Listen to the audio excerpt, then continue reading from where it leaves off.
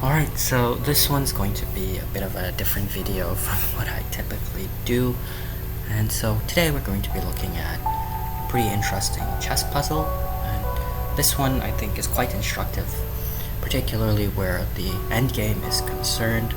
You know, there's this old saying, play the opening by the book, the middle game like a magician, and the endgame like a machine, right? And so I really do enjoy solving these sort of chess puzzles, and they really do sort of, help you flex your mind a bit, especially where calculation is concerned.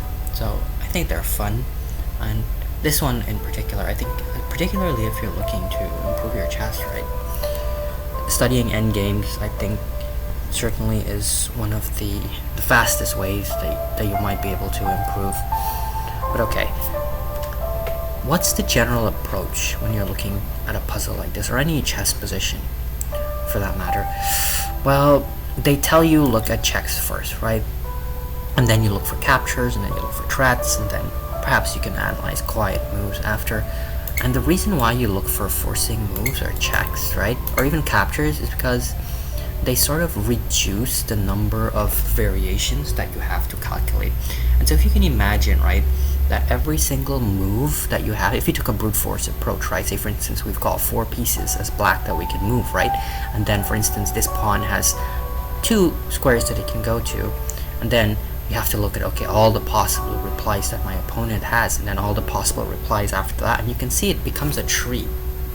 And the more variations there are, the denser the tree becomes, right? And so it becomes very difficult, quite easily actually. Even 3 or 4 moves, depending on the position, might be very difficult to predict. So, but for an endgame position like this, you certainly can try to take a brute force approach. It's not as complicated. Of course, you might have some difficulty visualizing these sort of things, but I suppose that comes with practice as well, right? And so from my intuition, so this is the point I was trying to get across, is that you sort of have to couple your intuition with your sheer ability to calculate, right? Because if you just look and try to calculate everything, it's just not feasible at all, right? It's too much. It really is. Unless you're like Magnus Carlsen or something, right? Then sure, by all means. But for regular people like myself, I feel as though listening to your intuition will definitely help a lot. And I'm by no means a great chess player. I'd consider myself average, but okay. But I do really like solving puzzles though, so I think my peak is 2900.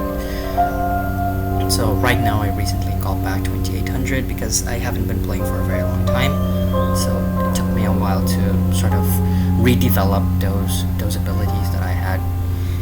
But okay, and obviously solving puzzles does not make you a good chess player by any means, because it's one thing to know that your position is winning, right? It's like Magnus Carlsen said in one of his interviews, like if he had like somebody to even signal to him when his position is winning, then all of a sudden he's just virtually unbeatable, right? Because you know it's winning, so psychologically you can start to look for ideas. Otherwise though, in a regular game, you just might be completely oblivious, right? Like this seems like such an innocent move, right? You might just be like, oh well, maybe let's just play h5. Like my intuition here is screaming for me to play h5, and it's something in a game impulsively that I might play, right? Because I'm like, okay, well it's just a draw. My sense is telling me, well it's just a draw, right? But I wouldn't guess that this position was winning unless I'd taken the time to calculate all the variations. So let's start with the king, right? And so this is just an approach that I use. Obviously, you might have a better approach, I think, but I think just for players that are particularly now starting out, kitty, get down, it might be helpful, yeah? So start with the king. Look at all the possible moves that your king has. So it can go 1, 2, 3, 4, 5, right? 5 different squares. And so let's sort of imagine, right, in our minds that we made any of these moves, like all of them at once. We made all of them at once, right? What would our opponent's response be? Cat's probably hungry. I have to feed him afterwards. Okay. Well, obviously it's going to be it's going to be g4, right? Irrespective of what you do here with your king, white is going to play g4, and the threat is quite obvious. He has 2-to-1 majority on the queen side, and the idea is quite simple. Just march these pawns down the board and overwhelm black's queen side defenses. Eventually he's going to promote, right? And so out of these 6 moves, at first glance, this one here, king to d6, seems to be the most logical, right? Well, okay, well I have to sort of guard against this threat, right? So let's start moving our king over to that side of the board to lend some support. Okay, g5 is going to come. Okay, and then maybe not even g5, right? Because you look at this position, king to d6, and then just g4, right? And then you're going to play king to e6. And okay, sure, white could play g5 immediately, but I feel as though just playing b4 right away in this position just shows you that you're lost, right? This is called the principle of 2 weaknesses. It's a common theme, actually. And so you cannot defend against both of these threats, and so you're gonna lose, right? You either have to guard this pawn here on b3, or you bring your king over here to try and support your queen side.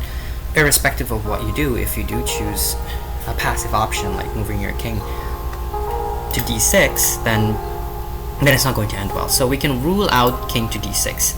Okay, but then by the same logic, we can also rule out king to c6 and king to b6 as well, right? Because these moves are just going to be met with the same threat, and in these 2 variations, you're not even trying to combat this. And then even the move king to b5 as well. So this is more or less trying to keep an eye on this pawn, but then you're not doing anything about the queen side, so you're just going to lose on that side of the board instead. So we can rule out all of these king moves. And so you're sort of using the process of elimination here to try and find what the right move might be. I think this quote was famously attributed to Capablanca, where he said something along the lines of, I can only see one move ahead at a time, but it's always the right move, right? And so this kind of helps you to figure out what that right move might be, or at least increase the probability that the move you're playing is the right move, you know? Okay, so king to b4 is the only thing left to look at in this position. And okay, we're going to expect the same pawn to g4 here. And now, right, you have to understand some endgame ideas, right? When you have a pawn in the endgame, right, your objective, if you can imagine, right, that your king was sitting here, or maybe even sitting here or here, somewhere, right, where your king can escort that pawn. Right now, you'd love to push these pawns up the board, but the white king would just gobble them up eventually, right? Like if I started pushing this pawn and he came back and I pushed again, he just gobbled the pawn up, right? But if I can support that pawn with my king, kitty, then I can promote, right? And that's the idea we're going to be using here. We're going to try and get control over this c3 square somehow, right? Maybe it's not so easy, right? And more often than not, your opponent is not going to just roll over and die. So king to b4, and then g4 can be expected here in this position. We're going to take on b3, right? And then just king to g5, pawn to g5 rather. Whoops, the cat is distracting me. I don't know what he wants. Maybe he's hungry. Yeah, I'll have to feed him in a bit. Okay, let's start over the variation. Okay, king to b4, g4, king takes on b3, and then we're going to see g5 on the board, right? And now comes the critical idea. We're going to play e4 check, right? And e4 check is trying to kick this king away from the protection of e3, right? And if he just voluntarily gives us that square, so for instance he plays king to e3, then we're just going to march to c3, and this pawn is coming up the board. It cannot be stopped, right? And so the better approach for our opponent, right? So after king to b4, g4 takes a push, and then e4 would maybe be to try and play d4, right? King to d4, try to keep an eye on this square. Okay, but then we're gonna try and support this pawn instead, right? So now we're going to play king to c2, right? And then he's going to play maybe h5, and then king to d2, and now we're supporting this square here critically, right? And then he's going to push here, and we're gonna take, he's gonna take, and then we push, push, push, queen, and queen. And so we both make a queen, and this position is quite easily drawn. And so we can probably look at this with the engine. Let me just make like a wrong move and see if they allow me to use the engine. Okay, So they just showed us the solution, but it's fine, it doesn't matter. We're still taking a systematic approach. And so we were looking at this move, king to b4. Okay, I think logical. Engine wants us to play this right away, but I don't see the reason why we couldn't just take this pawn. Right, and then you just continue marching on the queen side, right? And so now if he plays this variation, okay, so what if he did the one we said first, right? Oh, right, so you just take control over c3, right? And then this pawn is just promoting. But if he tries to keep control over this square, my idea was to march in here. I wonder if it's wrong, so let's see. No, it's correct. So the engine says you should, let's see. Here, okay, engine says you should just push the pawn. Okay, and if he takes, then it's the same idea. You just push this pawn anyways, so it's fine, right? But I guess my idea works just as fine. It's the same thing, really. So king to c3, you push the other pawn, right? And so you're preparing to push this pawn instead. So pawn to push takes, and okay, just putting on the board what we had before in case you were having like some trouble visualizing that. And feel free to sort of, you know, do these puzzles in your mind. I think that's where you get the most value from them, right? Sure, you might need a board to start out with, but little by little, if you can start to just envision the board in your mind, and obviously you might not see it in an exact board, but at least start to get an idea of what the board is, it's really going to vastly improve your calculative abilities. Kitty, stop, man. Okay, let me just put her over there. Maybe she's really hungry, to be honest, so I haven't fed her for the morning. Okay. But I just woke up, so I didn't really cook anything. Probably make some eggs or something. We'll see. Okay. So, where were we? So we were saying, right, that this king to b4 is very clearly a draw, right? So we can say, okay, we can automatically rule out all of the king moves as being, you know, winning, and we're looking for a winning move, right? Obviously, if you can't find a winning move, then the next best thing would be to try to draw, right? And so the next variation we can, let me turn off the engine. The next variation we can look at is pawn to h5, right? Pawn to h6 is something you can try to calculate, but again, this goes back to what I was saying with this intuition thing. My intuition is telling me pawn to h6 is actually losing, right? Because it's one, it's a passive move, right? And two, it doesn't even try to stop white's main threat, right? So I suspect if you just play something passive like pawn to h6, this pawn to g4 is coming, and then you're just too slow. I feel like you're too slow now because you can try to fall back to the same idea you had before with king to b4, right? And try to arrest control over one of these promotion squares so you can usher in a pawn. But I think now you're too slow. You're probably going to be one attempt down because you wasted a move, and maybe it doesn't work. Maybe I'm wrong. Let's see what the engine thinks, right? Engine says it's losing, right? Yeah, of course it's losing because you're just down a tempo. So you can feel free to calculate this out if you want, but I wouldn't even look at this. Like, you know, just trust your intuition sometimes. But let's look at this pawn to h5. So pawn to h5 feels like a draw to me. Why? Because if pawn to h5, then pawn to g4, right? Takes, and so this is a simple variation. Takes, push, push, push, push, push, queen and queen. So that's the very straightforward case where white is like, okay, it's just a draw, but I feel as though white can try to trick you here. So you kind of do have to be careful. So there's this thing called the rule of the square, right? Because notice how close white's king is to your promotion square, so he can potentially try to stop you, right? And so if h5 rather, then g4 takes, push, push, and now, right, white can probably play something like king to e2, right? He's like, okay, well now I'm able to enter the square of your pawn, and he's going to be able to stop that pawn, right? So even if I push this way, he's going to be able to play, for instance, king to f2, right? And now I feel like in this position I have to start pushing my other pawn, because so if I push here and he gobbles this, and I push again, he comes here, I push, he makes it back, doesn't he? He does make it back. So this is where you have to be very careful, right? So let's look at this again and try to find something where he doesn't make it back. So here takes, push, push, king to e2. Maybe I just start pushing right away here. So let me see, push. What if he tries to gobble the pawn straight away? Push, takes, push. Right, and he doesn't make it back. So the idea is as soon as he starts marching towards that pawn, start pushing your e-pawn, your d-pawn rather. Don't push the e-pawn. I feel as though you want to push the pawn that's further away from the king. Had I pushed the d pawn, the e pawn rather, then he would be able to enter the square of that e pawn, right? So h4, g4, h5, g4. I'm getting these coordinates wrong today. It's fine, it happens.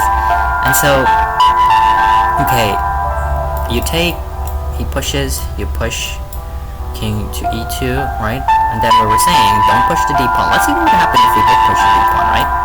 The e pawn, I don't know, I keep saying d pawn. Maybe I'm thinking about this like from the perspective of white, right? And so I'm sort of in my mind, right? When I look at the chessboard in my mind, it's always from the perspective of white. And so the d square is actually here in my head. But of course, we're looking at this from the perspective of black, so it's inverted, right? So we start counting this way instead. But okay, that's besides the point. So h4, h5. Okay, you're gonna have to excuse me, but hopefully you kind of get what I'm trying to say, right? h5, g4, takes, push, king to e2, and now we said, okay, what happens if we start pushing this pawn instead, right? Push. Okay, king can just, okay, well, he can't come here straight away, so he can probably push his pawn. When we go forward, he comes in, and so push again, he gobbles up, we push, and again, he's just in time to stop our other pawn, so it doesn't work, we have to push the d pawn. So let's look at this variation with the engine. And so we start here, okay, takes, push, right, he tries to enter in. Right, and so as soon as he moves, right, you just start pushing this pawn. But let's look at the variation I was talking about earlier, where it's losing actually. If you push this one, oh, this is still a draw. Why is this still a draw? I felt as though this might be losing, but let's see why. Oh, you can still start pushing the other one anyway. So yeah, okay, there's a lot of ways to save this position. But okay, if he pushes and then we do something dumb like this, then yeah, it's obviously losing, right? Right. So you can try to promote, but you're never in time to make the other queen. So let's not look at that variation any further. We know it's losing. But there's a way to save it though if you just play d4 straight away. So obviously you don't want to make the position as complicated as this though. Okay, so because you don't have to calculate all of this, right? Maybe you could just look at king to b4 if you're looking for a draw anyways. But sometimes there's something hidden, right, in the position. So you always have to probe to get a deep understanding of what's happening. Okay, so king comes here, just push the pawn right away. Push, king comes in. Alright, push the other pawn. Okay, and so I can queen, he can take, I can push, and then we just both make a queen, right? And so it's fine. Just a draw. Okay, now let's look at the other pawn move here. I feel as though this is a mistake as well. My intuition is just telling me that this move is losing.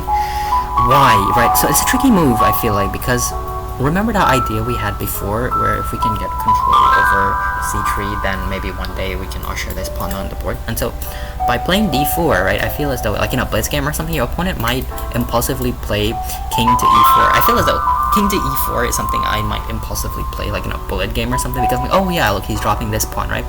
But not considering the fact that if you ever take this pawn, this other pawn is just running. So these two pawns are actually protecting each other in a sense, right? Because you can never take the base of the pawn chain because you can't catch the other pawn. And then even worse, right, if you play this, there's this move king to b4, and then all of a sudden you gave up control over c3. So I'm just marching in. So it's not a good idea. But let's look at the variation, right? It's always good to explore these things. So just king to d4, and pawn to d4 rather, and then you're expecting g4, right? And then so what's your idea here as black, right? I don't see a proper continuation. Maybe king to d5, right? Preparing e4 check. Anyways, he's just going to push the pawn, e4 check, and now he has 3 possible squares to go to. And now this is where you need to know a little bit of endgame. And so you can try to actually trick your opponent here, but here you're playing hope chess again, right? My old coach used to tell me all the time, don't play hope chess, right? Or in this particular case where I'd play a variation like this, he'd be like, oh, silly rabbit, tricks are for kids, right? Because here I'm hoping that white plays either king to d2 or king to c2, right? I feel as though both of these are drawn, but if white plays king to e2, I do not see how am I defending this position as black. Like, try to imagine this in your head, right? Remember we said before that the only draw condition, right? The only draw condition here for black is if I can get my king somehow here, right, to this f3 square, so I can usher this pawn up the board, right? If I can somehow make that happen, then I'm going to win. And so white has to play king to e2 to just cut off your entry squares. You're not entering from this side of the board. There's no way, right? You're gonna have to spend time to gobble up this and come back here. It's just too slow, okay? And so let's look at that variation actually and see. Let's see what the engine thinks. So here, okay, just it's losing as a matter of fact. So maybe my sense is just right. And so push here. Look at that, right? What happens if you come here? It's a draw, of course. And here, okay, slightly winning, but it's probably still a draw. And this is the winning move, and I'll show you why. So, like, there's nothing you can do in this position. What are you doing here in this position as black, right? I saw this position, I'm like, okay, maybe you play d3 and then he just sits in front of the 2 pawns and there's no way for you to enter. And then you have to deal with this, and you have to deal with this. So, yeah, no, don't do that. But, suppose we played a bit of hope chess, right? And he played, I don't know, here, for instance. My idea was I can sneak around here, right? So let's see if that works. It doesn't. What does the engine want us to do? Oh, and now we sneak around. Ah, that's clever. That's very clever. Yeah, we do have to take your time and sort of look at these positions though, because if he comes back here, I just come up here in the position and we're just marching. He's losing, so he has to stop me from coming in. That makes sense. Yeah, so you do have to find these resources, but again, why would you even look at this, right? But of course, you know, from the approach we're taking, you do have to, you know, try to at least get a sense of what's going on in the position. He pushes, takes, and now, okay, we can actually promote this pawn instead, so it's fine. I wonder if we can just go for my original idea. Is this too slow?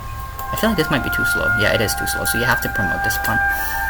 But okay, the idea was the same, or the general sense or principle was the same, right? In that we needed to keep our king on this side of the board, right? To sort of block black's counterplay, right? So black's entire counterplay was queenside. So although it might not have been entirely precise, the idea was there. And so when you're in a tournament game or something, you have like an hour on the clock or maybe 40 minutes on the clock, take your time and try to figure out all these little nuances. Of course, in my case, sometimes you're just too tired and you just can't do it, right? Understandable in that case. But if you can, right, if you feel as though you have the energy, and you know, by all means.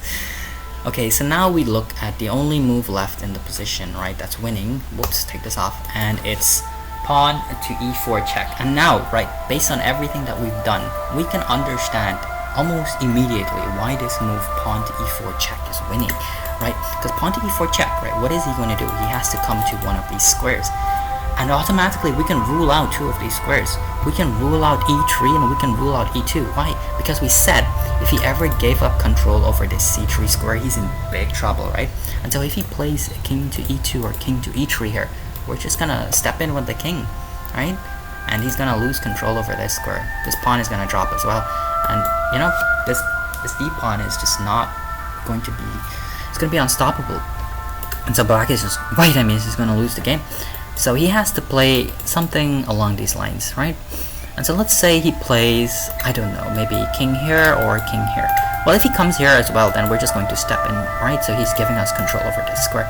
So I feel like maybe his strongest try is to just try and keep the king here on c3, but he's gonna run into a big problem now, right?